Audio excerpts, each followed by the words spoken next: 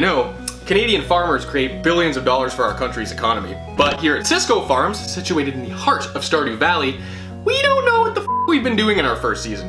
Now, don't get me wrong, we take pride in knowing that we've sold a couple of gold star potatoes, but the rest of the time we're feeling pretty mashed. It took a little bit to understand the lay of the land, so to speak, and there's many things I've yet to discover, but this game is easy to get hooked to.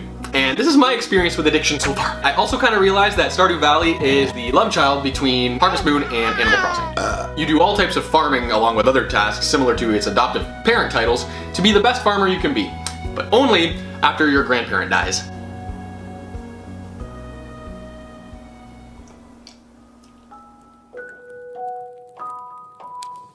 When you begin the game, your grandfather's life ends, and he gives you a sealed envelope you're not allowed to open until there will come a day when you feel crushed by the burden of modern life.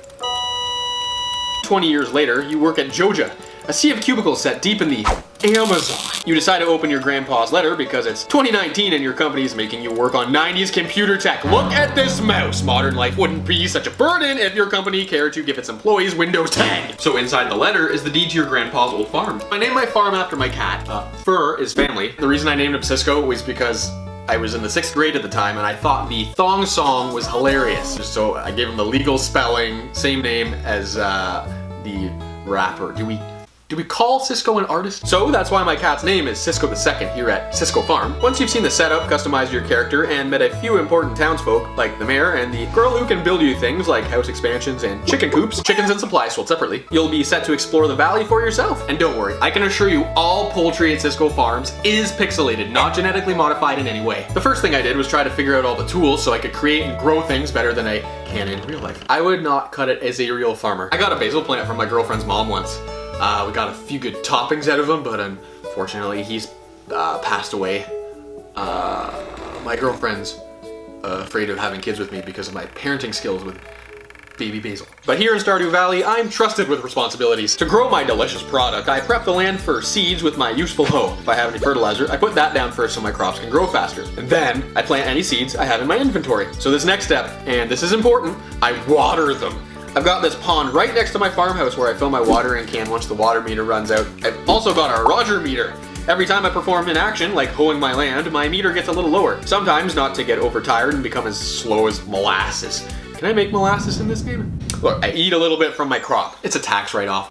I can use the wooden sap I collect from chopping trees in conjunction with stones I get from using my pickaxe to harvest rocks to craft new items. Look, I'm no stranger to HGTV. I've seen some nice front yards. So the first thing I crafted was this stone pathway.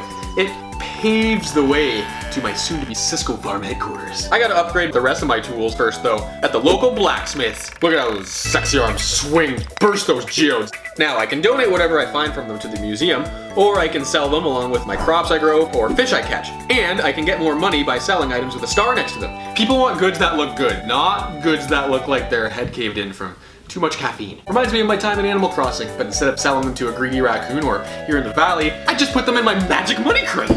Then, every night when I go to sleep, someone comes to pick up everything I put in there, kinda like the Tooth Fairy, and leaves me money. Seriously, who picks the stuff up? Is it actually some sort of farming fairy? Oh, right. It's just Lewis. In the game, you'll eventually explore the valley's abandoned community center. Inside, you'll discover some interesting characters. They kind of remind me of Goroks, but these little guys are called Junimos, and judging by the looks of them, they definitely promote healthy eating. Wait a sec, are you a Junimo or an apple? There's no, did I eat your ass? I just ate a Junimo's ass. If you gather specific offerings for them, you'll unlock more offerings to fulfill and receive small rewards that culminate in a large reward once you give all the offerings in a section. These little guys are gonna fix the greenhouse once I feed them enough. I wonder if they can resurrect my basil plant. Well, if this game is introducing fantasy elements to farming like the forest fairies, there's gotta be more magic hiding somewhere. You know, something tells me he's gonna either give me a quest, get me high, or spread the holy gospel of Satan. You know, something tells me you might be able to help me out. I can't make like any friends in this town. Do you have a potion for that? The Joja Mart in town has cell phones that have an app for that. It's called Plenty of Fish. Nah, I already catch plenty of those for profit, which is just gonna be sunk into the arcade machine because no one will have a beer with me. I find the hardest part of this game so far is actually trying to establish connections with people. Apparently, to build up relationships with people, one way to get more hearts with them is to give them gifts. But I want people to like me for me. Every time I try to talk to some people, they're moody little manure flies. Like these two little shits. Haley is too self-obsessed with her looks, and Shane Shane's too much of a douche. Here, you get some seaweed and you get a broken Jojo Mart CD. Have fun trying to return it. They are a horrible corporation who's even trying to ruin this tiny, quaint community. Like, you're ruining it, Haley and Shane. If I had the guts, I'd launch one of my prize pumpkins straight into their corporate structure. Maybe instead of firing off a pumpkin, I can attend one of the monthly events to mingle with people. I should really call them seasonal events. In this game, a season seems to last only a month. If I want to stay afloat in this industry, I'm going to have to prepare as much as possible.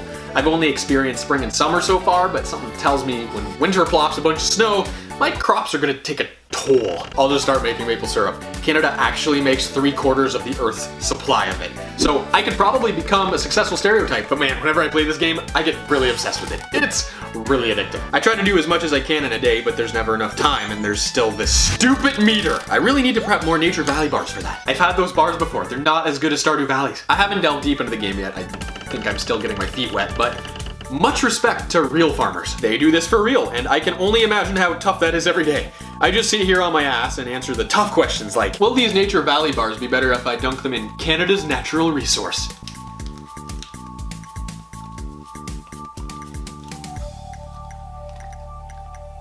The answer is yes.